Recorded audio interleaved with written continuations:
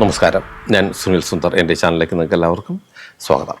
ഇന്ന് ഞാൻ പറയുന്ന ഒരു വാസ്തുപരമായിട്ടൊരു കാര്യമാണ്. ഒരുപാട് പേര് ചോദിക്കുന്നതാണ്. ഇത് ഈ പുതിയ വീട് വയ്ക്കുമ്പോൾ നമ്മൾ വാസ്തു പ്രകാരം വീട് വയ്ക്കുന്നവർ പലവിധ സ്ഥാനങ്ങളും നോക്കാറുണ്ട്. പ്രധാനം ഇപ്പോൾ കാർ ഷെഡ് കെട്ടുന്നതിൻ്റെ സ്ഥാനത്തെക്കുറിച്ചാണ്. അതിൽ ഉത്തമമായ 2 സ്ഥാനങ്ങളാണുള്ളത്. അതിനെക്കുറിച്ചാണ് ഞാൻ ഇന്ന് വിശദമായി പറയുന്നത്. ഞാൻ എൻ്റെ ചാനലിൽ കൂടി ജ്യോതിഷപരമായ വാസ്തുപരമായ അത്യാവശ്യം നമ്മൾ അറിഞ്ഞിരിക്കേണ്ടുന്ന കാര്യങ്ങളെക്കുറിച്ചാണ് പറയുന്നത്. അതിനോടൊപ്പം ആത്മാക്കൾ ഒരു ശരീരത്തിൽ പ്രവേശിച്ചാൽ അത് ദോഷകരമായി വന്ന് അതിനെ ഒഴിപ്പിക്കാൻ പോകുന്നൊരു വ്യക്തിയാണ് ഞാൻ. അങ്ങനെ ഞാൻ പോയി ഒഴിപ്പിച്ചിട്ടുള്ള സംഭവങ്ങളിൽ കഥാരൂപേണ എന്നത് അവതരിപ്പിക്കുന്നുണ്ട്. നിങ്ങൾക്ക് ജ്യോതിഷപരമായ വാസ്തുപരമായ എന്തെങ്കിലും കാര്യങ്ങൾ അറിയണമെന്നുണ്ടെങ്കിൽ ഈ നമ്പർ വിളിക്കുക. 1-2 നിബന്ധനകളുണ്ട്, അതനുസരിച്ച് നിങ്ങൾ ബുക്ക് ചെയ്താൽ മതി. എൻ്റെ ചാനൽ സ്ഥിരമായി ഒന്ന് കാണണം, സബ്സ്ക്രൈബ് ചെയ്യണം. എനിക്ക് വേണ്ടുന്ന എല്ലാവിധ പ്രോത്സാഹനം തരികയും വേണം. അപ്പോൾ നമുക്ക് ഇന്നത്തെ വിഷയത്തിലേക്ക് കടക്കാം. നമ്മൾ വീട് വയ്ക്കുമ്പോൾ ചില ആൾക്കാർ വാസ്തുവൊന്നും നോക്കാറില്ല. എന്നാൽ ഭൂരിഭാഗം ആൾക്കാരും ഒരു 100 പേരെ എടുത്താൽ 98 പേരും എന്ന് തന്നെ പറയാം ജാതി മത ഭേദമന്യേ, രഹസ്യമാണത്, ഹിന്ദുക്കൾ മാത്രമല്ല മുസ്ലിങ്ങളും ക്രിസ്ത്യാനികളൊക്കെ വാസ്തു നോക്കി അത് പരിഹരിച്ചിട്ടാണ് അല്ലെങ്കിൽ അതിനനുസരിച്ചിട്ടാണ് വീട് വയ്ക്കുന്നത്. അപ്പോൾ അതിനകത്ത് ജാതി മതമൊന്നുമില്ല. ഇത് വാസ്തു എന്ന് പറയുന്നത് നമ്മൾ ആദ്യം വാസ്തു എന്തെന്ന് മനസ്സിലാക്കണം. അതായത് നമ്മുടെ ഭൂപ്രദേശം, നമ്മുടെ കേരളത്തിലെ നമ്മുടെ ഭൂപ്രദേശം അനുസരിച്ച് നമ്മുടെ വീടിനുള്ളിലേക്ക് വായുവും അതായത് കാറ്റും വെളിച്ചമൊക്കെ നന്നായി കടന്നു വരണം. അങ്ങനെ വരുമ്പോഴാണ് അതിനൊരു പോസിറ്റീവ് എനർജി നമ്മുടെ വീടിനുള്ളിൽ ഉണ്ടാകുന്നത്. ഇരുണ്ട് മൂടി കിടക്കുന്ന ഒരു സ്ഥലത്ത്, കൃത്യമായ വായു പ്രവാഹമില്ലാത്തൊരു സ്ഥലത്ത് നമ്മൾ കയറി ചെല്ലുമ്പോൾ നമുക്കൊരു വിമ്മിഷ്ടം ഉണ്ടാകും. അപ്പോൾ നമ്മുടെ വീടിനുള്ളിൽ നമ്മൾ ഈ ജോലിയെല്ലാം കഴിഞ്ഞിട്ട് സ്വസ്ഥമായി വന്നിരിക്കുന്നത് നമ്മുടെ വീട്ടിലാണ്. ആ വീട്ടിലിരിക്കുമ്പോൾ ആ വീടിനുള്ളിൽ നല്ല പോസിറ്റീവ് ഉണ്ടാകണം. അങ്ങനെ ഉണ്ടാകാൻ വേണ്ടിയിട്ട് നമ്മുടെ ഭൂപ്രദേശം അനുസരിച്ച് ഈ നമ്മുടെ വായുവിൻ്റെ, അതായത് സൗരോർജത്തിൻ്റെയും ഭൗമോർജത്തിൻ്റെയും, അന്തരീക്ഷത്തിൽ നിന്ന് വരുന്ന ഊർജത്തിൻ്റെയും ഭൂമിയിൽ നിന്ന് വരുന്ന ഊർജത്തിൻ്റെയും ആ പ്രവാഹം എങ്ങനെയായിരിക്കണം, അത് ഏത് വഴിയിൽ കൂടി കറങ്ങിയാണ് അത് ഉള്ളിലേക്ക് വരുന്നത്, ആ ഭാഗത്ത് ജനലുകൾ വാതിലുകളൊക്കെ ഉണ്ടായിരിക്കണം. അതിൻ്റെ ഓരോ സ്ഥാനങ്ങളുമൊക്കെ അതാണ് വാസ്തു എന്ന് പറയുന്നത്. അതിനകത്ത് നമ്മൾ വാസ്തു പരിഹരിക്കുന്നതിന് ഒരിക്കലും ഒരു പൂജ കൊണ്ടും നമുക്കത് പരിഹരിക്കാൻ പറ്റില്ല. വാസ്തുവിനെ തൃപ്തിപ്പെടുത്തുന്നതിന് പൂജയുണ്ട്, വാസ്തു പൂജ അല്ലെങ്കിൽ വാസ്തു ബലി എന്നൊക്കെ പറഞ്ഞാൽ അത് നമ്മൾ വീട് വെക്കുന്നതിന് മുമ്പ് ഭൂമി ഒരുക്കുന്ന സമയത്തിന് തന്നെ നമ്മളത് ചെയ്യേണ്ടതാണ്. അങ്ങനെയൊക്കെ ചെയ്തിട്ടാണ് ചെയ്യുന്നത്. അല്ലാതെ നമ്മൾ വാസ്തുപരമായിട്ട് നമുക്കൊരു തെറ്റ് സംഭവിച്ചു പോയി, കാർ ഷെഡിൻ്റെ സ്ഥാനം മറ്റൊരു സ്ഥാനത്ത് വന്നു, അല്ലെങ്കിൽ അടുക്കളയുടെ സ്ഥാനം ഒരു സ്ഥലത്തേക്ക് മാറിപ്പോയി, അല്ലെങ്കിൽ കന്നിമുറി നമ്മൾ ഉചിതമല്ലാത്ത ഒരു നിർമ്മിതി അവിടെ ചെയ്തു, ഇതിൻ്റെയൊക്കെ പേരിൽ നമ്മൾ പോറ്റിമാരെ വിളിച്ചിട്ട് വീട്ടിൽ വിളിച്ചു നിർത്തി ഒരു പൂജയൊന്നും നടത്തിയാലൊന്നും അതൊന്നും നമുക്ക് ഏൽക്കില്ല, അതൊന്നും നമുക്കത് ഫലിക്കുകയുമില്ല. അതൊക്കെ നമ്മൾ മാറ്റി സ്ഥാപിക്കുക തന്നെ വേണം. ഞാൻ പറയുന്നത് നമ്മുടെ കേരള വാസ്തുവിനെ കുറിച്ച്, നമ്മുടെ ഓരോ ഭൂപ്രദേശം അനുസരിച്ച് നമ്മുടെ ഇന്ത്യയിൽ തന്നെ നമ്മൾ ശ്രദ്ധിച്ചാൽ മനസ്സിലാകും. കേരളത്തിൽ നമ്മുടെ വീടുകളുടെ ഒരു രൂപരേഖ അതുപോലുള്ള പഞ്ചാബിലേക്ക് ചെല്ലുമ്പോൾ, കൽക്കട്ടയിലേക്ക് ചെല്ലുമ്പോൾ അങ്ങനെയല്ല, അത് കണക്കിന് ഡൽഹിയിലേക്ക് ചെല്ലുമ്പോൾ അങ്ങനെയല്ല, ഇങ്ങനെ ഒന്ന് അതുപോലെ രാജ്യം വിട്ടു പോകുമ്പോഴത്തേക്കും ഒക്കെ. പക്ഷെ നമ്മൾ മനസ്സിലാക്കേണ്ടത് ഒരു ഭൂപ്രദേശത്ത് ചെന്ന് കഴിഞ്ഞാൽ ഏകദേശം ഒരേ കണക്കായിരിക്കും വീടുകളുടെ നിർമ്മിതി എന്ന് പറയുന്നത്. ഇതാണ് അതിൻ്റെ ഒരു അടിസ്ഥാനം എന്ന് പറയുന്നത്.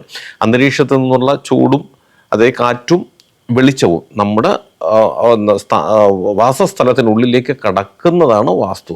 അതനുസരിച്ചായിട്ടാണ് പലയിടത്തും വരുന്നത്. അപ്പം നമ്മുടെ ഈ ഭൂപ്രദേശം അനുസരിച്ച് നമ്മുടെ കേരളത്തിൽ നമ്മളൊരു വീട് വെക്കുകയാണെങ്കിൽ കാർ പോർച്ചിൻ്റെ സ്ഥാനം എവിടെയായിരിക്കണം പലരും ചോദിക്കുന്നതാണ്. കാരണം പണ്ട് കാലത്ത് കാറെന്ന് പറയുന്നത് ചിലപ്പോൾ ഒരു പഞ്ചായത്തിനകത്ത് ഒരു കാറേ ഉണ്ടാവുള്ളൂ. പക്ഷെ ഇന്ന് അങ്ങനെയല്ല. ഇന്നൊരു വീട്ടിൽ എല്ലാ വീട്ടിലും കാറുണ്ട്. പക്ഷെ എത്ര എണ്ണം എന്നനുസരിച്ച് എടുക്കാം. അത് 1 മാത്രമല്ല, 2-3 കാറുള്ള വീടുകളൊന്നും ഉണ്ട്. കാർ പോർച്ചിൻ്റെ സ്ഥാനം വളരെ പ്രധാനമാണ്.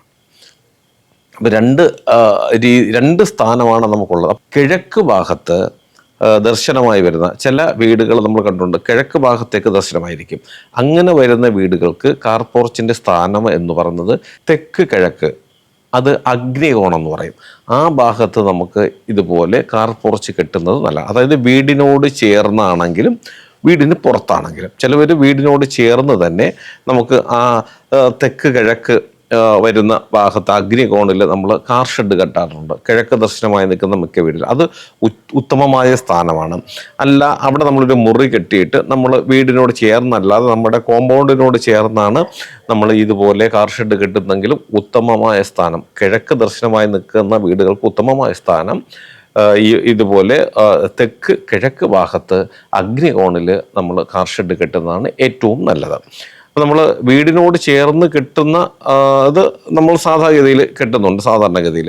പക്ഷേ വീടിന് വിട്ടിട്ട് നമ്മൾ നമ്മുടെ കോമ്പൗണ്ടിൽ തന്നെ നമ്മുടെ അതിനോട് ചേർത്തൊക്കെയാണ് കെട്ടുന്നെങ്കിൽ അതിനും അവിടെയും കൃത്യമായ സ്ഥാനവും അളവുമുണ്ട്. അല്ലാതെ നമ്മൾ എങ്ങനെയും കെട്ടിക്കളയരുത്. അതൊക്കെ നമ്മൾ വാസ്തുവിനെ കണ്ട് നോക്കി ക്ലിയർ ചെയ്തിട്ട് വേണം അത് ചെയ്യാനായിട്ട്. അതുപോലെ നമുക്ക് പടിഞ്ഞാറ് ദർശനമായി ചില വീടുകൾ വരാറുണ്ട്. പടിഞ്ഞാറ് ദർശനമായി വരുന്ന വീടിന് വടക്ക് പടിഞ്ഞാറും വായുകോണം, അതും കാർ ഷെഡിന് ഏറ്റവും ഉത്തമമായ സ്ഥാനമാണ്. പടിഞ്ഞാറ് ദർശനമായി വരുന്ന വീടുകൾക്ക് വടക്ക് പടിഞ്ഞാറ് വരുന്ന വായുകോണം, അവിടെ കാർ ഷെഡ് വരുന്നത്, അതും വീടിനോട് ചേർന്നിട്ടാണെങ്കിലും വീടിന് പുറത്താണെങ്കിലും നമ്മുടെ കോമ്പൗണ്ടിനുള്ളിലാണെങ്കിലും ആ ഭാഗത്ത് കാർ ഷെഡ് വരുന്നത് ഏറ്റവും ഉത്തമമാണ്.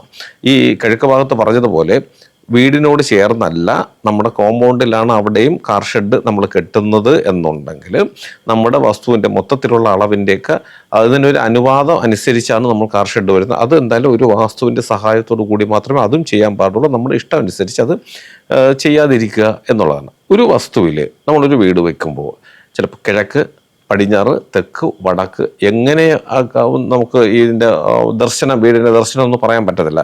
ഏത് കണക്കിന് വന്നാലും അതിനകത്ത് വിഷയമൊന്നുമില്ല. കാര്യം ഇപ്പം വടക്ക് ഭാഗത്തോടുകൂടി അല്ലെങ്കിൽ തെക്ക് ഭാഗത്തോടുകൂടി റോഡ് കടന്നു പോകുന്നെങ്കിൽ നമ്മൾ എന്തായാലും റോഡിന് എതിർ ദിശയിലേക്ക് വീട് വയ്ക്കില്ല, റോഡിന് അഭിമുഖമായിട്ട് മാത്രമേ വെക്കാൻ പാടുള്ളൂ. അപ്പം അങ്ങനെ ചെയ്യുമ്പോൾ ശ്രദ്ധിക്കേണ്ടുന്ന കുറച്ച് കാര്യങ്ങളുണ്ട്. അതൊക്കെ ഞാൻ ഇനി അടുത്തൊരു വീഡിയോയിൽ പറഞ്ഞുതരാം. പ്രധാനം കാർ ഷെഡിൻ്റെ സ്ഥാനമാണ്.